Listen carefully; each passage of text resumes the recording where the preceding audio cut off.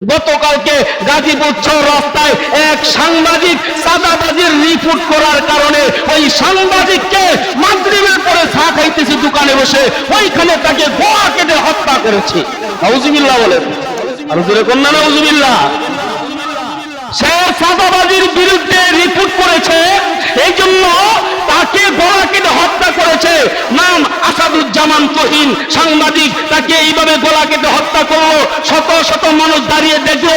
এ মুসলমান, পুলিশও ছিল, কেউ প্রতিবাদ করে নাই। আবার দুপুর বেলায় আনোয়ার আরেক সাংবাদিক, সেও রিপোর্ট করার কারণে, ওই চাঁদাবাজির রিপোর্ট করার কারণে তাকেও হত্যা করেছে। এ মুসলমান, আনোয়ারকে, তুহিনকে, কয়েকদিন আগে সোহাগকে হত্যা করলো পাথর মেরে, এর আগে তোফাজ্জলকে। এইভাবে হত্যা করতে করতে হে মুসলমান, আপনার জীবনের নিরাপত্তা কোথায়?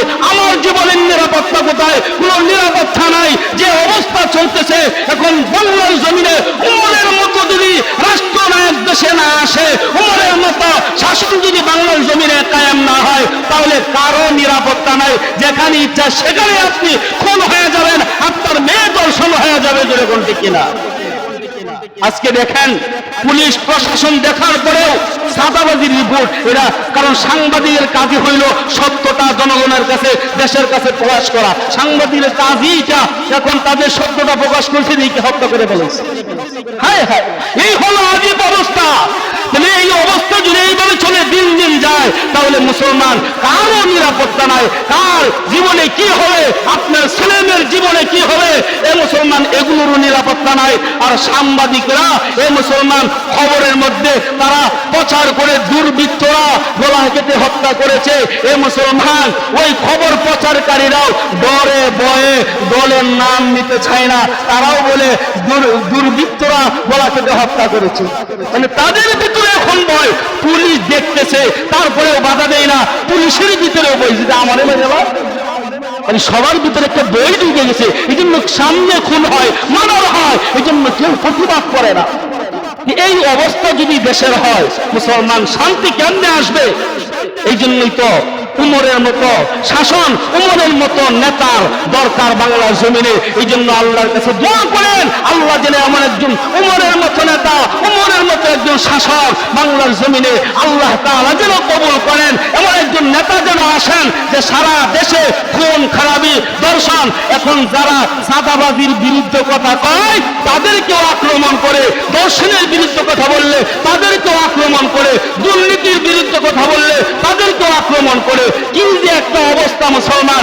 এই জন্য এইভাবে দেশ সুন্দর হতে পারে না, এইভাবে দেশে শান্তি আসতে পারে না। শান্তি আসতে যদি আসে, শান্তি যদি আশা করেন, শান্তি যদি চান, তাহলে উমরের মতো একজন রাষ্ট্রনায়ক দরকার। জোরে কোন ঠিক কিনা? আল্লাহর কাছে দোয়া করেন, আল্লাহ যেন উমরের মতো একজন রাষ্ট্রনায়ক আল্লাহ যেন আমার দেশে আল্লাহ কবুল করেন। সকলে বলেন আমিন। সমস্ত বিপদ আপদ থেকে আল্লাহ যেন আমাদেরকে হেফাজত করেন। সকলে বলেন আমিন। আরেকটা আমল শিখায় দেই, কারণ জীবনের তো কোনো নিরাপত্তাই নাই, আমারও নাই, আপনাদেরও নাই। কোন জায়গায় কি হয়ে যায়? শুক্রবার জুমার নামাজের পরে আপনি বাহিরে যান, বাজারে যান, মার্কেটে যান, যেখানেই যান, একটা আমল করে বের হবেন।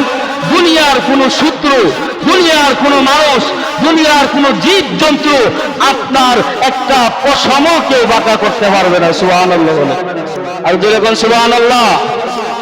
আমলটা সবাই জানেন, কয়েকটা সূরা বলবো। সূরা ইখলাস 3 বার পড়বেন। কয়বার? সূরা ইখলাস 3 বার পড়বেন, সূরা ফালাক 3 বার, সূরা নাস 3 বার। এই 3টা সূরা 3 বার করে 9 বার পড়ে আপনি যদি দুনিয়াতে চলাফেরাও করেন, কোন শত্রু আপনার কোনো আক্রমণ করতে পারবে না, আপনারে কোনো ক্ষতি করতে পারবে না।